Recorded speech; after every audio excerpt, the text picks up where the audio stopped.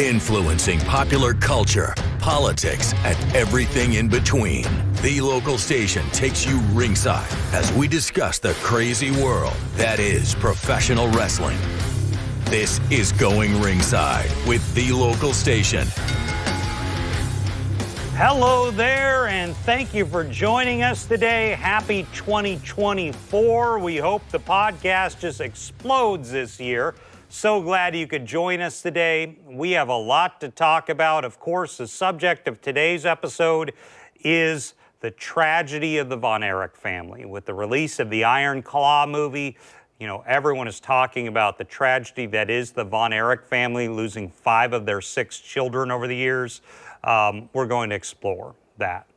But before we do, I have a lot I want to talk about, because if you're where we're at in Florida, the Jacksonville area, we got a lot of wrestling going on at the national level and the local level. I do want to mention here that's kind of important, and I kind of wanted to start the show with that by first talking about what's going on big coming up in just days here in Jacksonville. That would be AEW, All Elite Wrestling.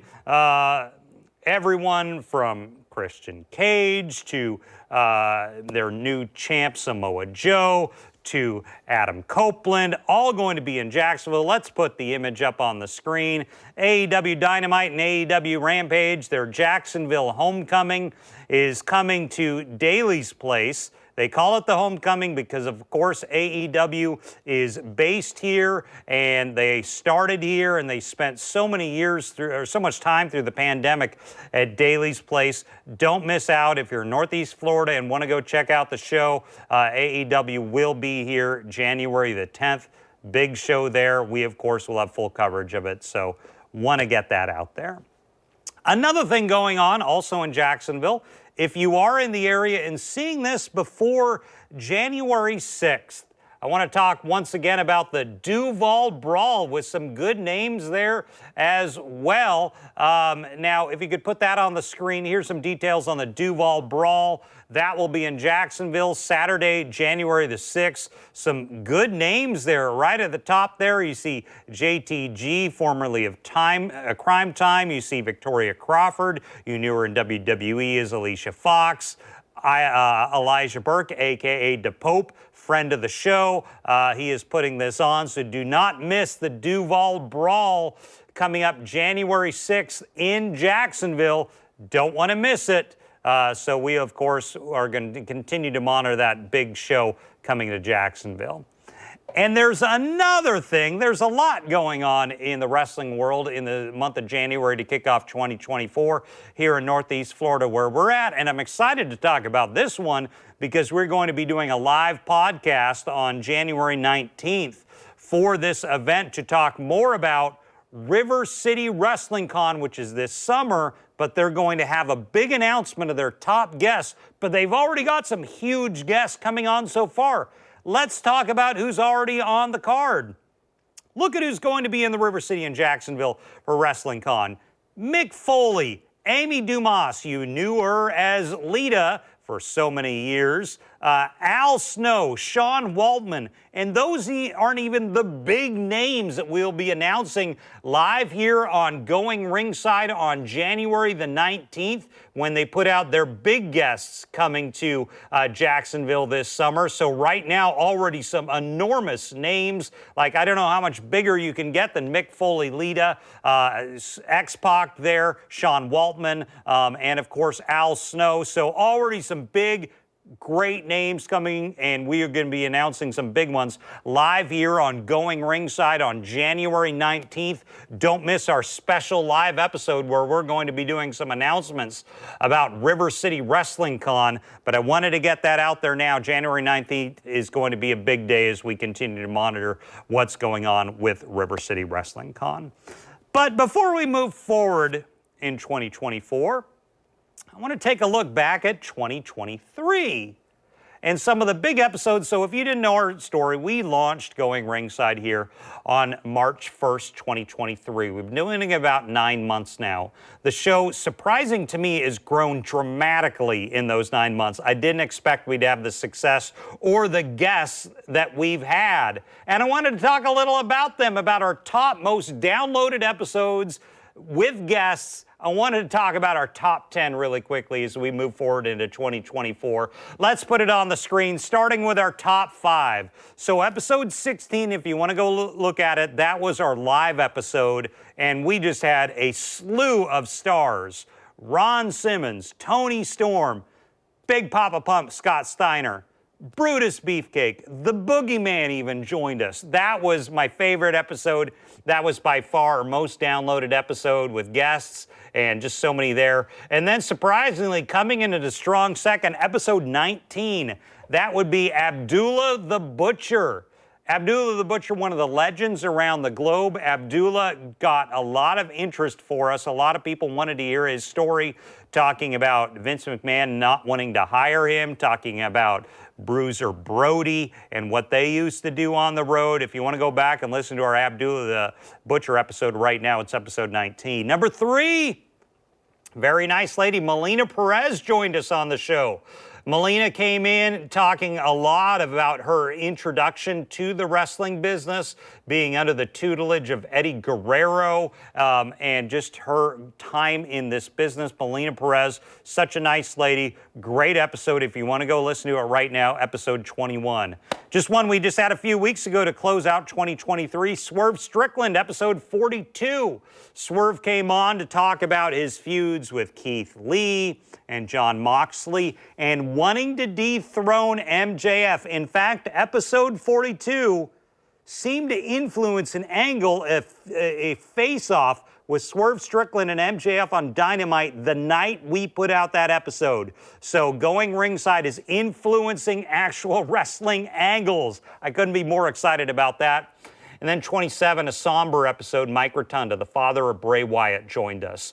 In the days after we learned of Bray Wyatt's death, we were joined by Mike Rotunda, and we talked a little about how proud he was of his sons, both Bray Wyatt and Bo Dallas. That was a very important episode. On that episode, we were also rejoined by Abdullah the Butcher as we honored Terry Funk. He died within days of Bray Wyatt as well, so that's an important episode, episode 27. Let's go to 6 through 10. Episode 40, Candice Michelle, the GoDaddy girl and one of the top divas of the 2000s. Candice Michelle was a great interview. She talked to us a lot about getting into this business after becoming a kind of a viral sensation following the Super Bowl in 2005. Very nice lady. And a homegrown talent here in Florida, Alicia Fox, better known as Victoria Crawford, who will be at the Duval Brawl, joined us. Alicia Fox, just an amazing performer. She was in the Totally Divas and was with WWE, I think it was like for 17 years. That's episode 28.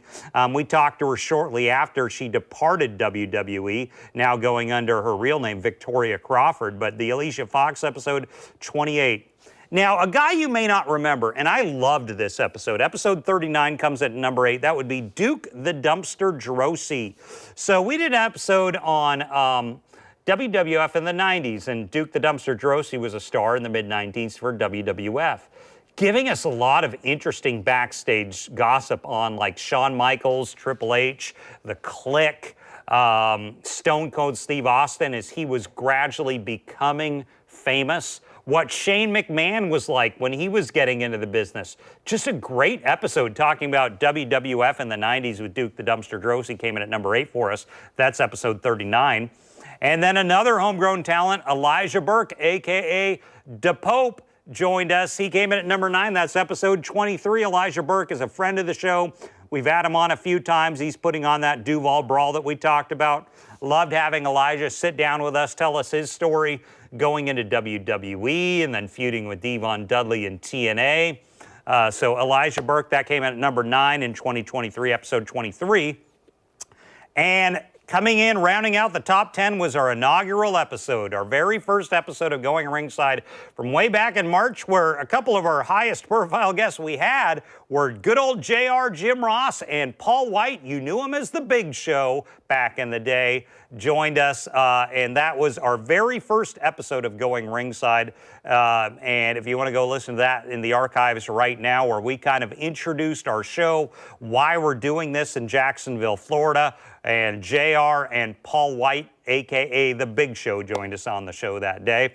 So if you want to go look at, those are our top 10 podcast guest shows from 2023. And I say they're the episodes of the guests. We did a lot of episodes that did really well that weren't about guests. They didn't have guests on. We did a look back at the Chris Benoit tragedy, the Jimmy Snuka murder allegations, that time Chris Jericho had his AEW title belt stolen in the city of Tallahassee, Florida, an untold story. We got the police reports. All this stuff happened in 2023.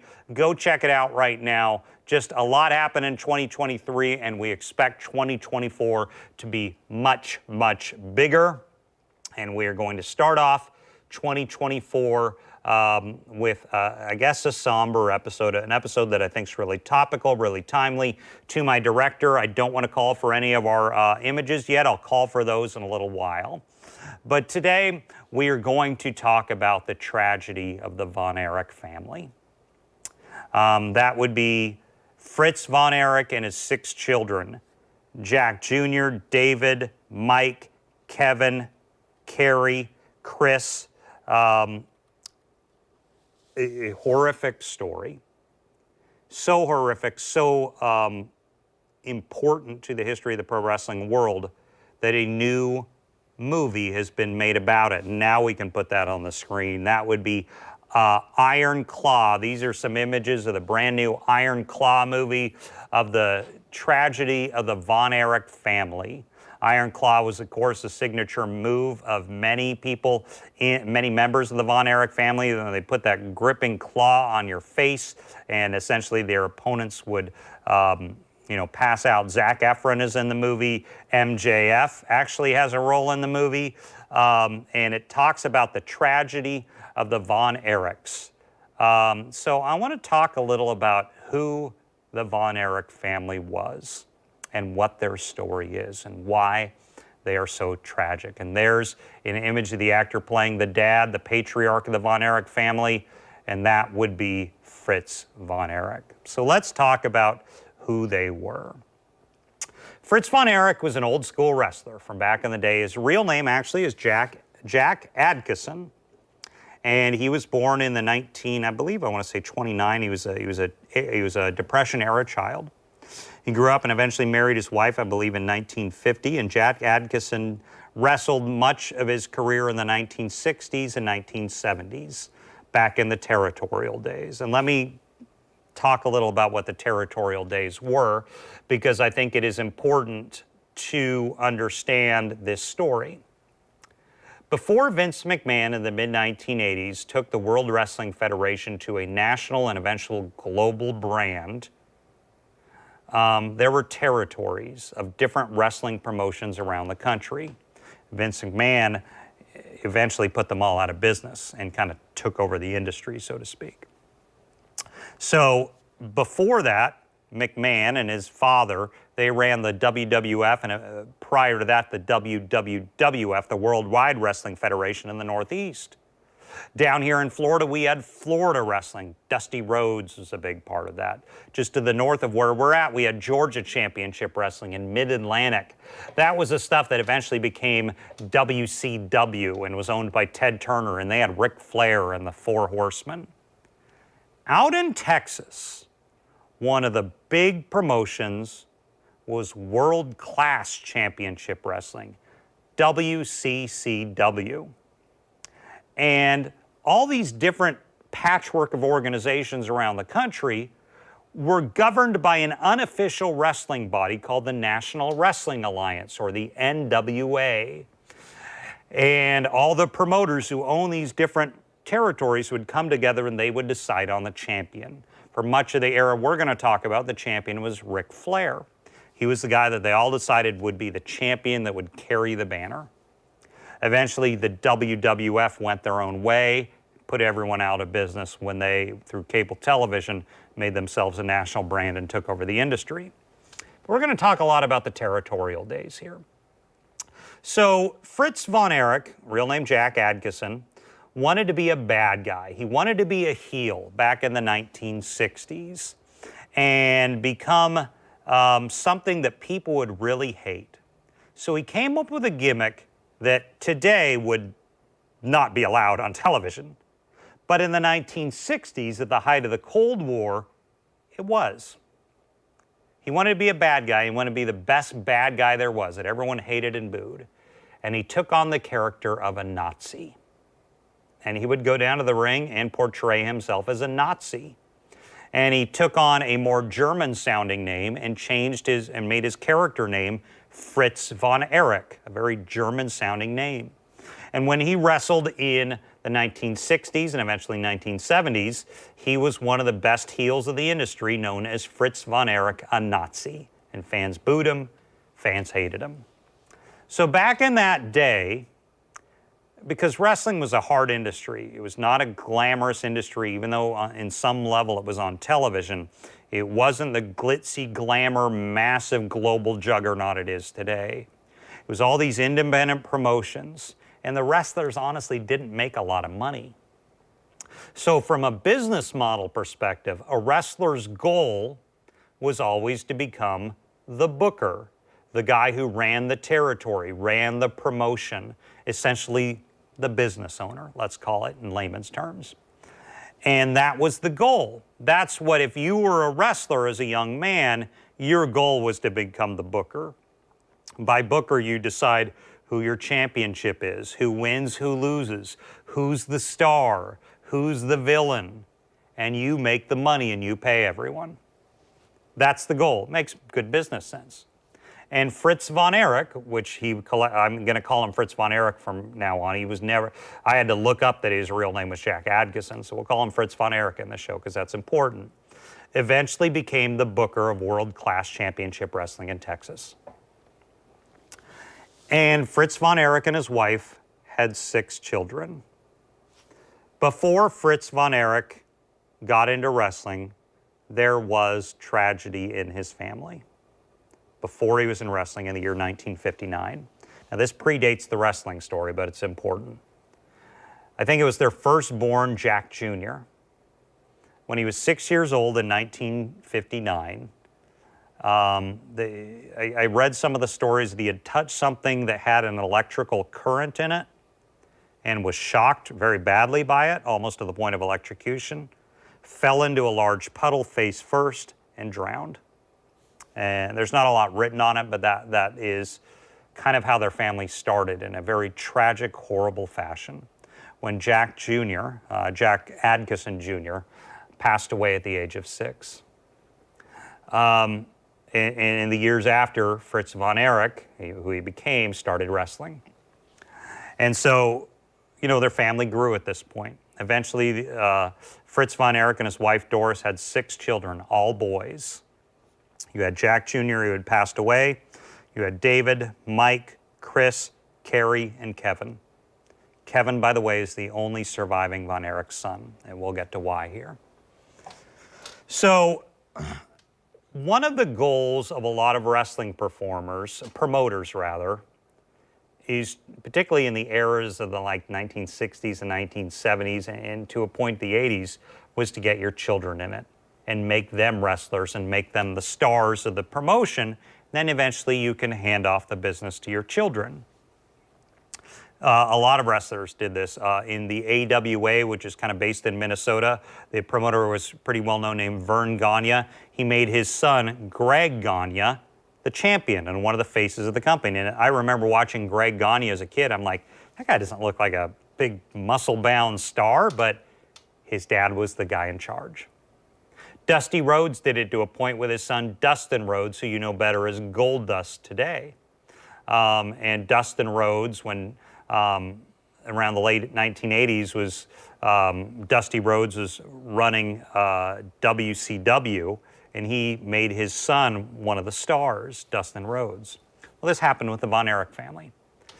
And Fritz Von Erich made his children the stars, but there was something about the Von Erichs that's important and cannot be overlooked. Because when the Von Erich family, rather before 1980, a lot of wrestlers, if you look back at old black and white video wrestling, these were not leading men guys. They looked like your dad was wrestling or the guy down the street. They weren't just handsome, muscularly built guys. It was guys like Gorilla Monsoon and others. And there were some, but in general, they didn't have the look. It wasn't really the TV age yet for pro wrestling. The guys that you see today, like your Rock, John Cena, Randy Orton, and others that just, jacked, gorgeous guys who could do movies. Some of them are because they look so good. Leading men's style. That didn't really exist before 1980. But the Von Erich boys did look like movie stars. Muscular, athletic looking. Kerry Von Erich looked as good as any guy on television. I mean, because in the early 1980s, your stars are guys like Burt Reynolds. Well, Kerry Von Erich and the Von Erich boys looked even better than that. And they had already grown up as celebrities in the spotlight because back in the 70s and 80s, pro wrestling was, in a lot of respects, considered a real sport back then.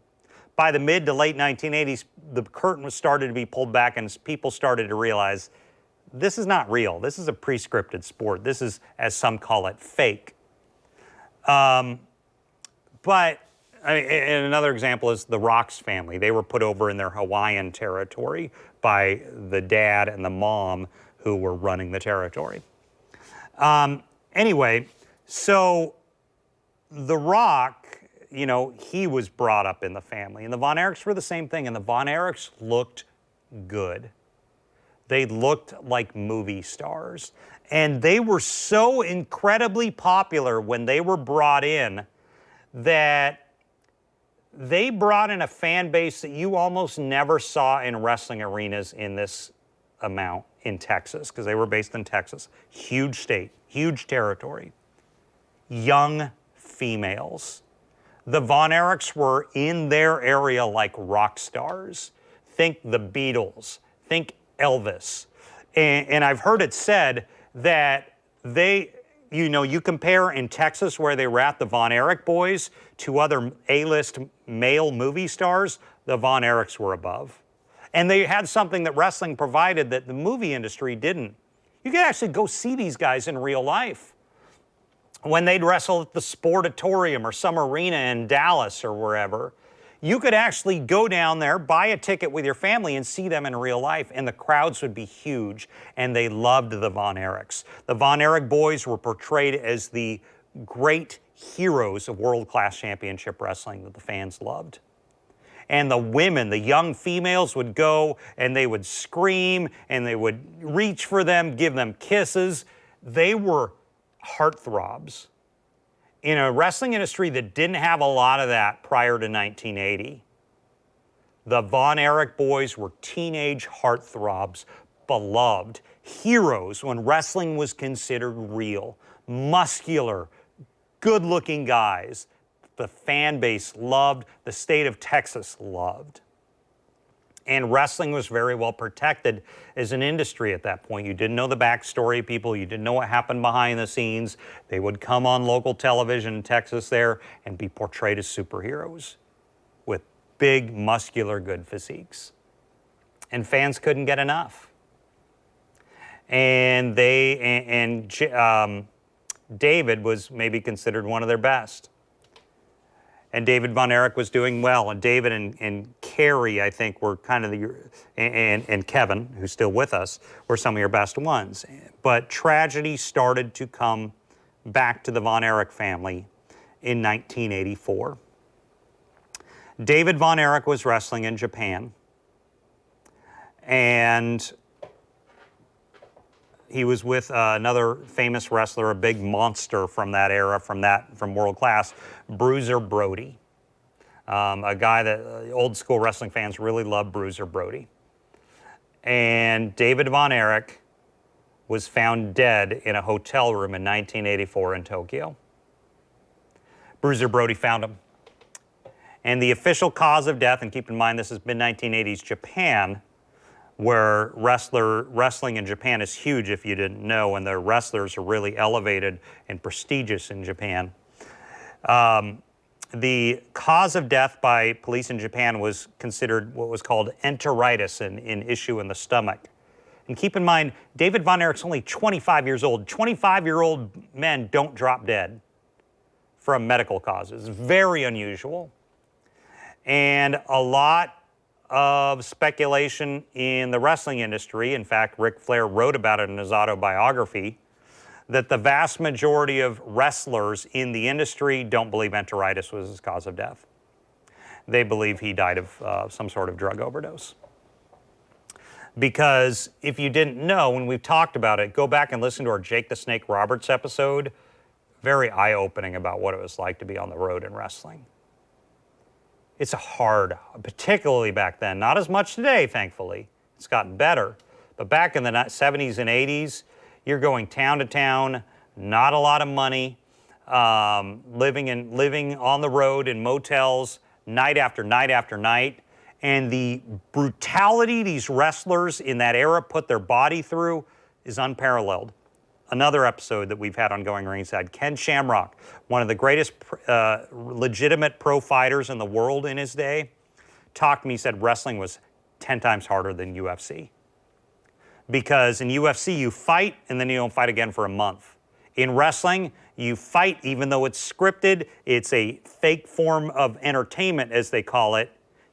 The brutality of your body is still real. You're still taking punches. You're still taking kicks. You're still landing on the concrete. And then you get up and do it again the next day. 6 days a week, doubles on Sundays.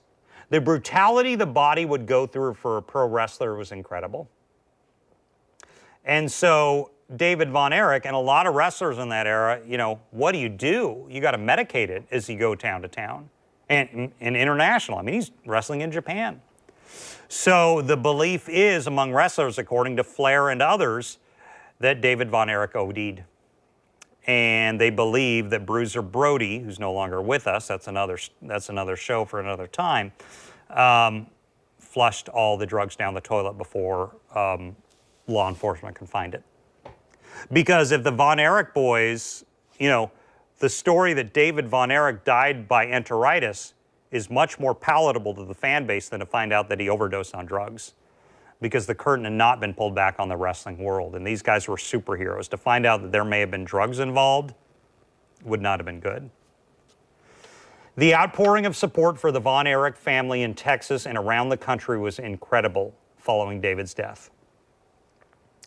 And they did a memorial show. I think it was in Dallas, but I know it was in Texas.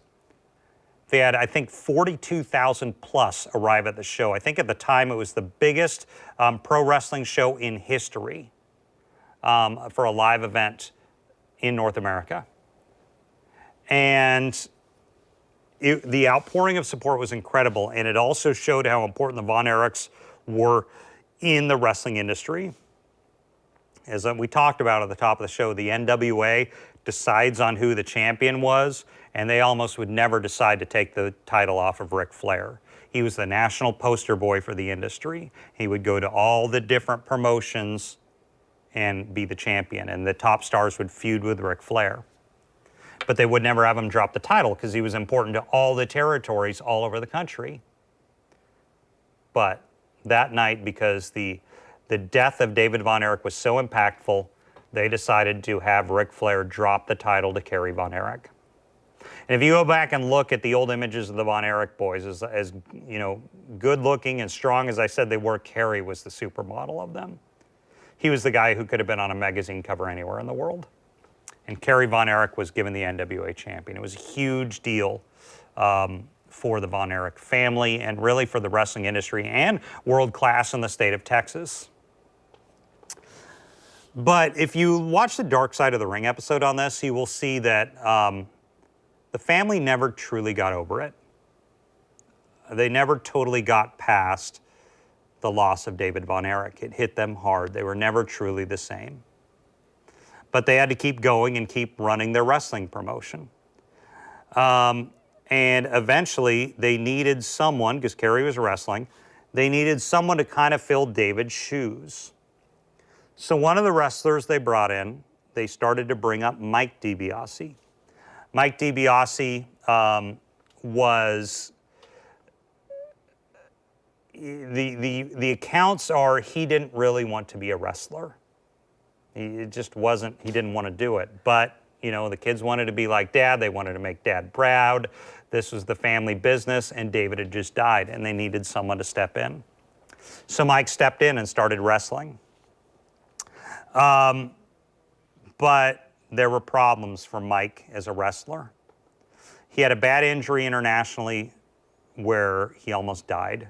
The Dark Side of the Ring episode kind of just goes over this a lot, and they bring him back to Texas, and it was believed that he wouldn't make it, that he would die, but miraculously he survived and was able to be nursed back to health somewhat.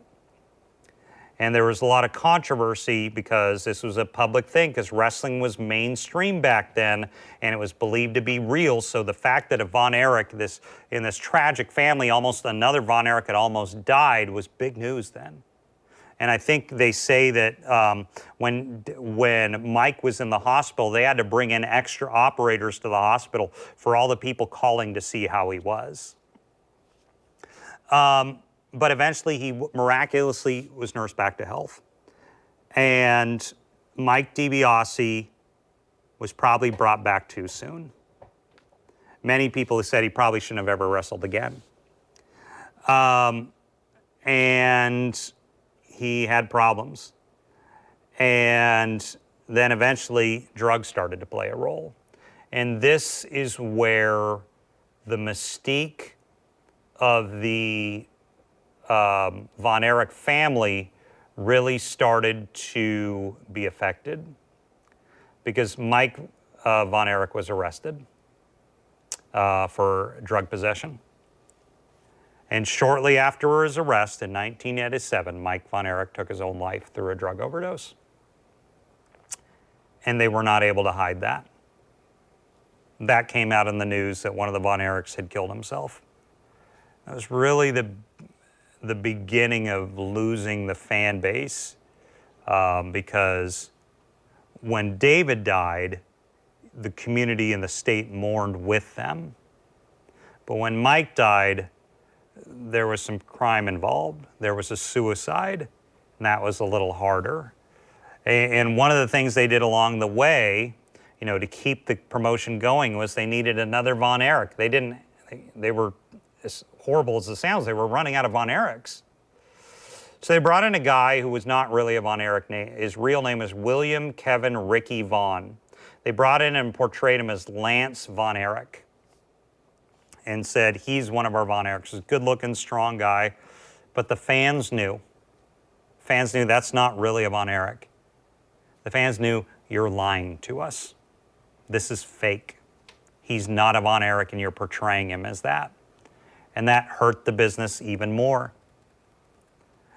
And along the way, one of the other brothers, Chris, wanted to be a wrestler too. Now keep in mind what's happening with Chris. He's lost now 2 of his brothers he knew. I don't include Jack in that because Jack died in the 1950s.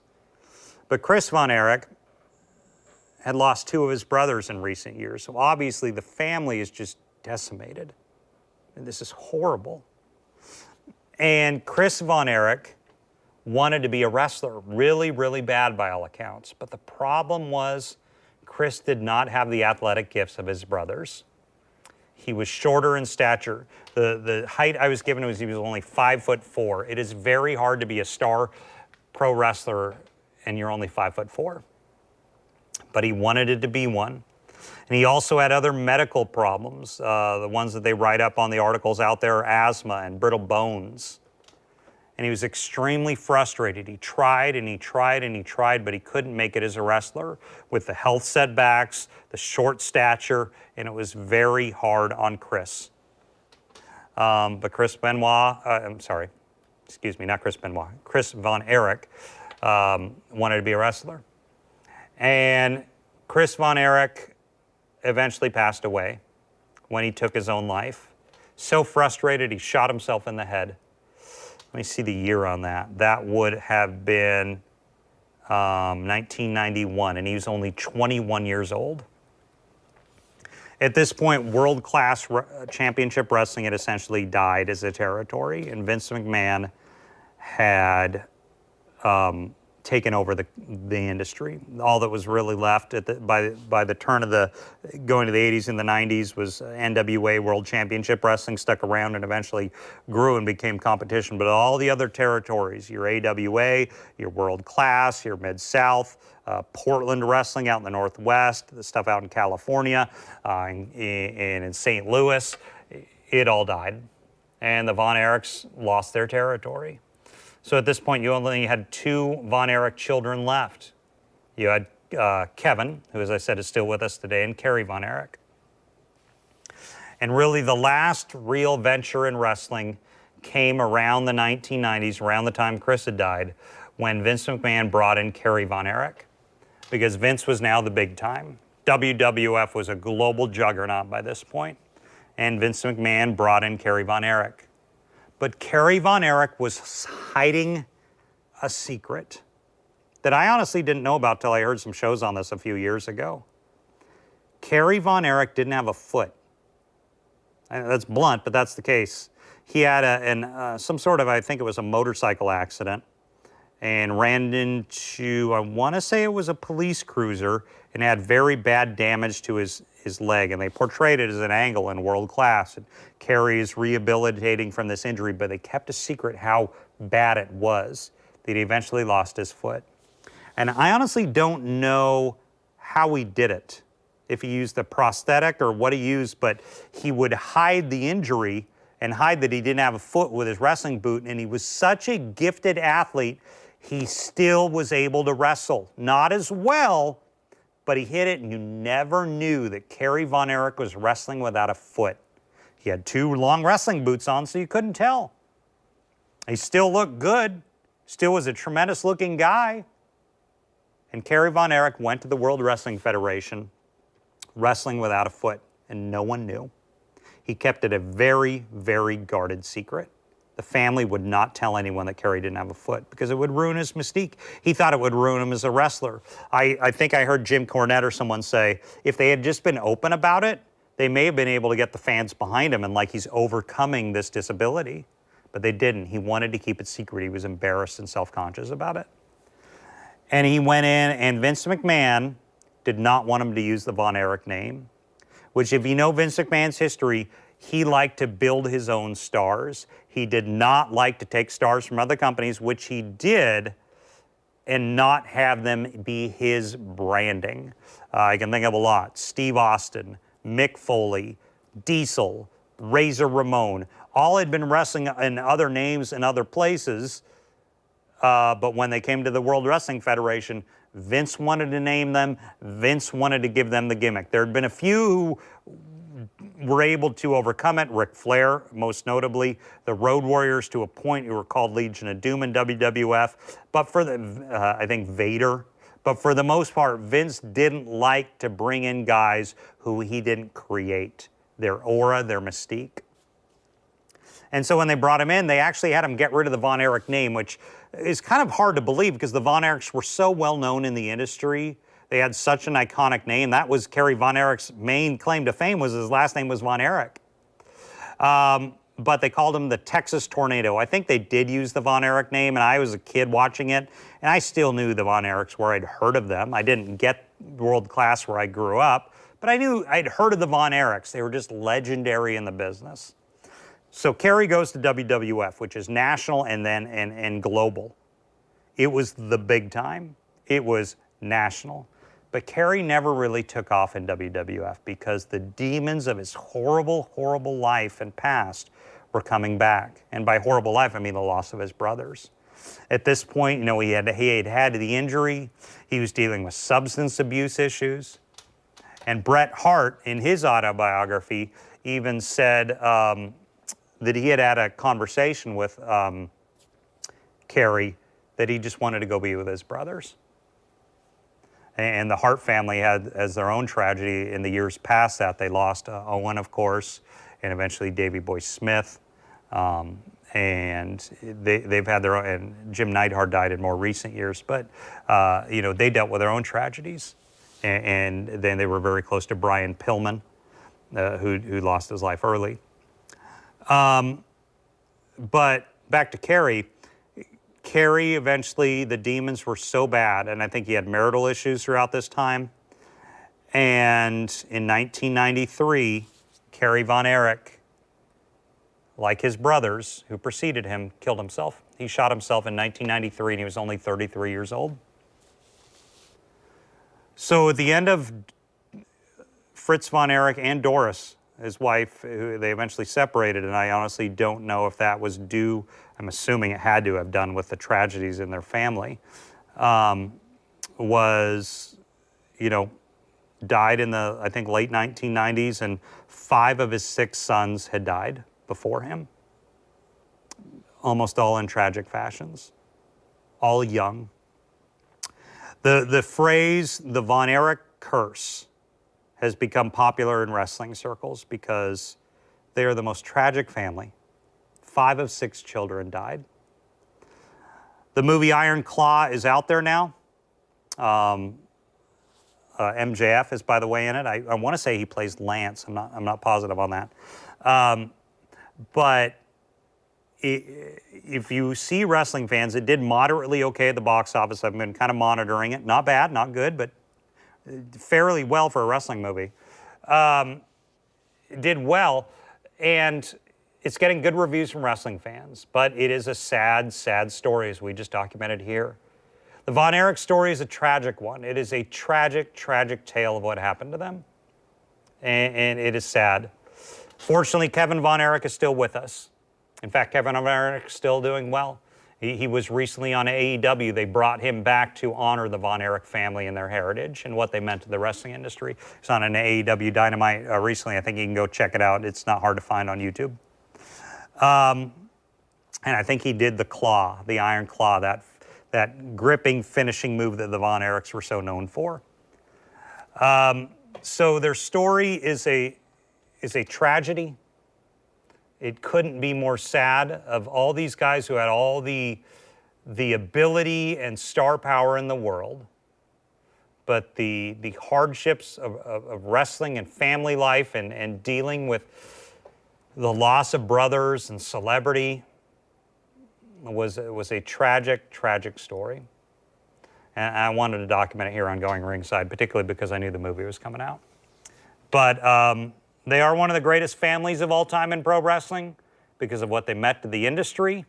They never really had the national exposure that other families did, but they were certainly iconic in the United States. And I want to go to a little more positive note on the show right now and talk about, the Von Erichs aren't the only great wrestling family out there. There have been other great wrestling families. And I want to talk about that, and we've talked about it before here on the show, but I want to do it again with the Von Erichs in mind. So I brought in some of the brain trust here, our producers here at Going Ringside, to start discussing the greatest families in history of wrestling and sit down with them and talk this out. So here's our interview with a couple of our producers, Jason Mealy and Rory Thompson here at Going Ringside, as we discuss the greatest families in the history of pro wrestling. Well, we're joined now by the brain trust here at Going Ringside, Jason Mealy and Rory Thompson, our producers here at the show, to talk about something we've talked about before on the podcast, but I wanted to revisit now that we're discussing the Von Erich family. That'd be the most influential and greatest wrestling families of all time. Obviously, the Von Erichs are in the conversation. They, of course, are a tragedy for what happened to many of their family members, but they are, arguably one of the greatest of all time. So influential, particularly Kerry, having a run in WWF for a while. But Rory, let me start with you. Top wrestling families. What say you? Well, I say the Hart Dynasty is definitely a family that, transcends wrestling. I don't think we would have had wrestling as it is right now without the Hart family. And then, of course, the NOI family, The Rock, Roman Reigns, Solo Sikoa. Well, let's back up real quickly. So you mentioned the Hart family. That's multiple generations there. You had Stu is the grandfather, and he started Calgary Stampede Wrestling. Then you have Brett and Owen and more your generation now still and Davey Boy Smith and Jim Neidhart. And to this day, Rory, even your generation is still a big part of the Hart Dynasty. Yeah, I mean, Natalia is doing her thing still. She's still kicking it, and she's, getting the new generation of wrestlers into it. So it definitely is a family that I feel that has, transcended all of wrestling. And you mentioned the Anoa'i family, and we've discussed them on the podcast. You can go back and watch our episode of The Rise of the Anoa'i Family. We've made the discussion, maybe the greatest wrestling family of all time, Rory. They're a huge family.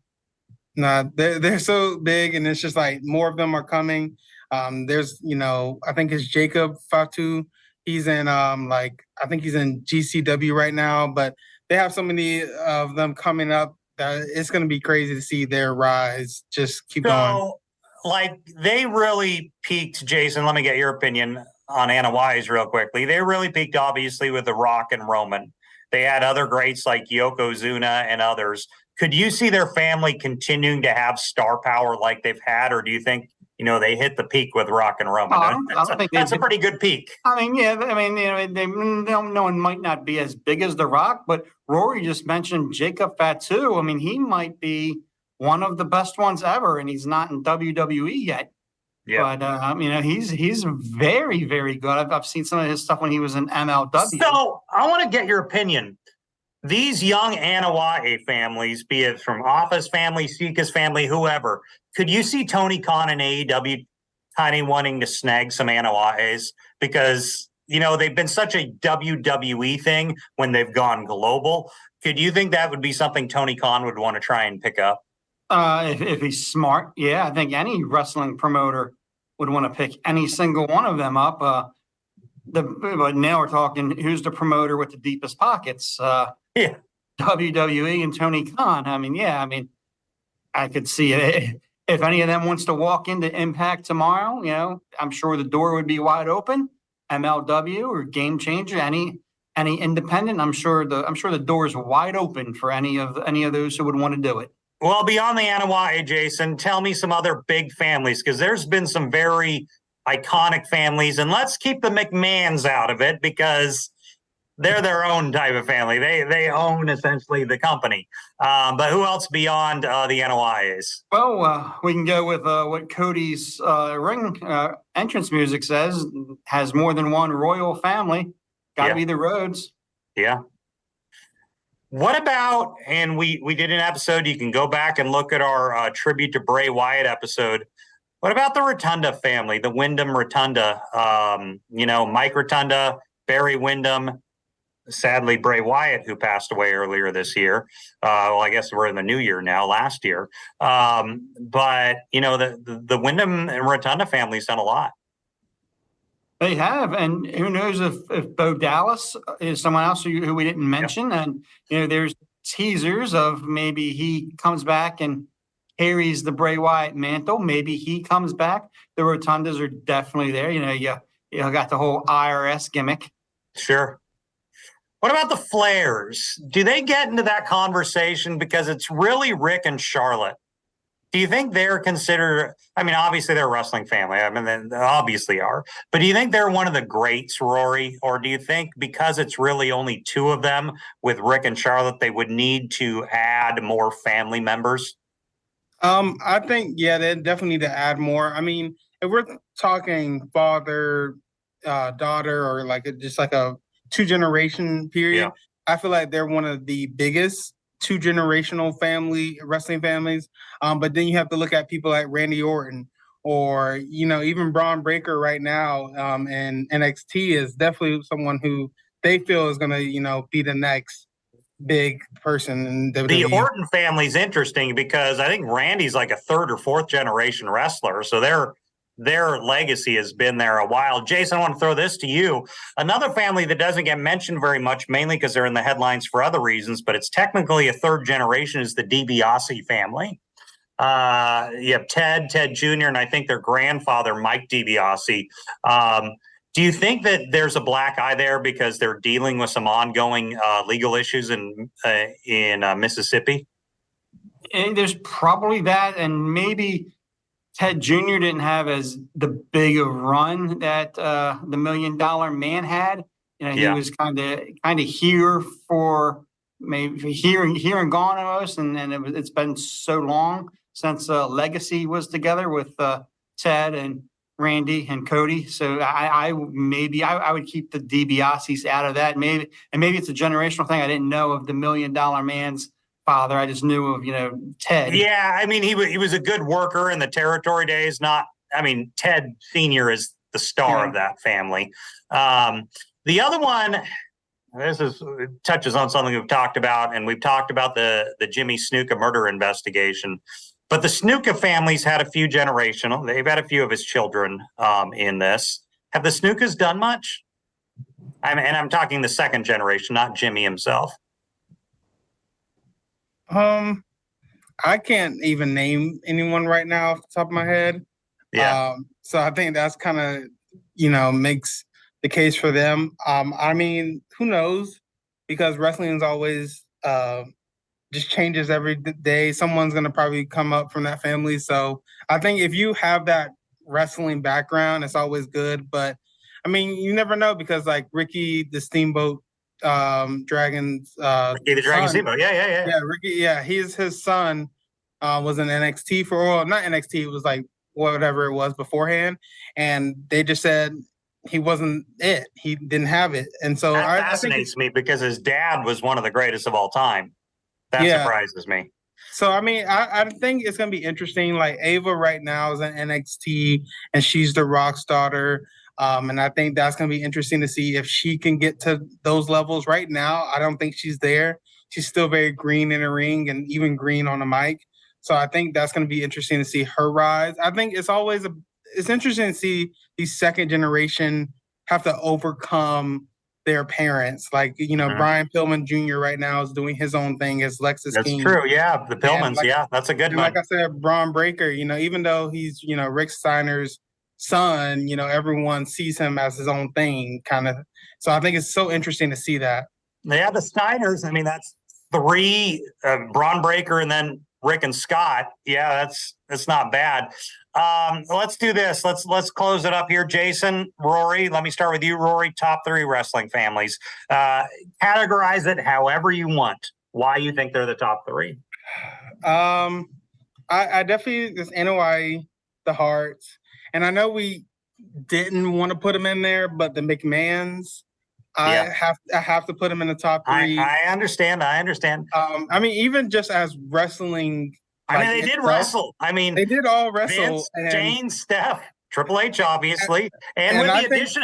Well, let me ask you this. Do you think that makes them, when Triple H married into the family, do you think that makes them a little more legit wrestling family as just opposed to Vince, the promoter's family? The addition of Triple H? I think they were always legit. Shane is one of the best wrestlers that isn't a full-time wrestler, in my opinion. He takes it very seriously, and he does stuff that most wrestlers won't do. So I think they've been legit. It's just having that actual wrestler who does it full-time or used to do it full-time definitely adds to their family. And I've seen some of those photos. There's this one floating around of Vince's grandson who looks just like a young Vince McMahon. I don't know if you've seen that floating around. Jason, your top 3 all time. Got to be the Anawahi family. Because for reasons we've mentioned. I know every time we watch and there's somebody new, my wife will look at me like, how many are there in this family? And it's I don't know. Like it's endless. I think I'll do a math problem someday to figure out the numbers. By the whole family tree programs to figure that out. I definitely would have to put the Rhodeses there, even though it's legendary Dusty. Cody's getting as big a name, and can't forget Dustin. And the third one is kind of tough because there's just so many of them out there. Yeah. But I would probably go with maybe the Ortons. Randy Orton's one of the biggest stars ever, and I remember his dad, Cowboy Bob Orton, and I don't know if he still has the broken arm. I almost interviewed him last year at the wrestling convention. I almost want to do an episode with him. I hope to run into him again. I don't know if his arm's still broken. I think it's been broken for about 45 years now. It may have been. Obviously, I think we're going to all be collectively say Anna Y for number 1. Our 2s and 3s separate. I would have to if we're going to include the McMahons, I'd say they're number 2, but I'm not going to include them for the sake of argument here. I think I'll put Von Erichs as number 2. They did not have the national exposure that the others did because Kerry went to the WWF. But I think impact and the fact that a movie is out about them now. I mean, there's not a lot of wrestling movies out there, and the fact that they were so iconic that they could make that. I'm going to put the Von Erichs, and honestly, I will say, and I'll put the Harts as number 3. But I want to close with this because this episode is about mostly the Von Erichs. Do you think? And we talk about what makes a family iconic. So, let's look at the NOIs. The Rock and Roman are obviously at the top, and then they've had all these others like Yokozuna and stuff. The Harts, Brett. But do you think that the fact that the Iron Claw movie is out there raises the Von Erich stock value as far as legendary families a little? Because that's mainstream, like a Hollywood movie. I mean, it was made independently, but it's, released in theaters, a major Hollywood movie. And that's the type of stuff that really matters in the wrestling industry. Do you think that a major movie made about their family kind of increases their kind of stock as far as fame and legendary status? I will say yes. As in the younger generation, I have a lot of friends right now who are. I went to school for film, so I have a lot of film friends, and then I also, like wrestling, so I have a lot of wrestling friends, and it's so interesting to see the different, viewpoints going into the film. My wrestling friends are like, "Oh, I want to see something about the Von Erichs," and then my film friends are like, "Oh, I want to see this film about wrestling," and don't know anything about the history, and I think that's going to help, get the brand up. There's talks about doing more movies about wrestlers. Someone threw around Eddie Guerrero as somebody to put in. And I think that's definitely going to help wrestling grow, because wrestling for a long time is kind of, or at least recently, has kind of gotten out of the pop culture aspect of, everyone is not watching wrestling anymore. But I think like movies like The Iron Claw and stuff like Heels, the TV show, are definitely going to help, bring these brands up. So, I mean, we had Young Rock, so maybe we'll get, the whole family next time. Maybe. Jason, and I'm sorry, and I should know this. I was going to chime in that it is raising the Von Erich name. The Sons, they were on AEW recently, and Kerry was with them as well, and he got a huge pop when he came out. So it's not Kerry. It was the brother. Kerry passed away, but it was one of the brothers. Yeah, correct. Yes. Yeah. Yes. Yeah, but it's big. I'm embarrassed. This is why I'm putting this at the end of the show, that I should know this off the top of my head. Lacey Evans, was she a Von Erich? Lacey Evans was not. There was a Lacey Von Erich. She was in TNA for a while, and that's who I was confused by. I knew there was a Von Erich there somewhere still doing it. Yes. I should have known that. Wrestling fans don't write me. I'm sorry. Sometimes you don't know everything. Well, thanks, guys. I appreciate you joining us. We'll see you next time. So I was glad they could sit and have that discussion, but a very sad episode today, talking about the tragedy of the Von Erich family. 5 of 6 children all die by the age of 33.